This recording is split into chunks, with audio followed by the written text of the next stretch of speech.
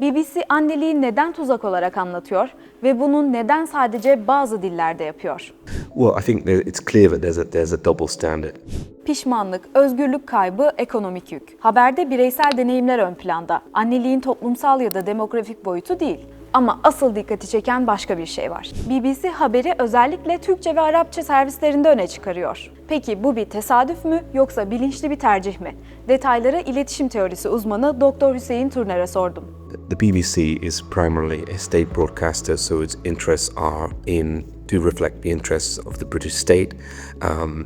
The British state is threatened now by a low population, of course, mostly as a result of various societal factors. It's a post-industrial society, it's a service-based economy. In terms of abroad, places like the Middle East, the interests of the British state, broadcasting is about finding a market. Kaynak olarak kullanılan isimse İsrailli bir sosyolog. Annelik pişmanlığı üzerine çalışmalarıyla biliniyor. The use of an Israeli sociologist is typical of the BBC. They have close ties with the Israeli lobby. BBC'nin İngilizce yayınlarında anlatılansa bambaşka. Birleşik Krallık'ta doğum oranlarının son 80 yılın en düşük seviyesine gerilemesi, ekonomik risk ve devlet teşviklerinin artırılması. Yani daha fazla çocuk ihtiyacı. You've got economic interests on the one hand in Britain, where there's not enough people being born, but also you've got the traditional liberal world order interests in the Turkish case, where they want to agitate and integrate people into something that is counter-traditional.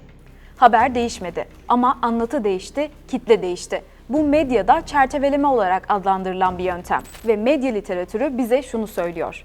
Bir haberde ne anlatıldığı kadar ne anlatılmadığı da önemlidir. There's a lens by the French sociologist Jacques Ellul, who in his book Propaganda talked about two forms of propaganda. The first one being integration propaganda and the second being agitation propaganda.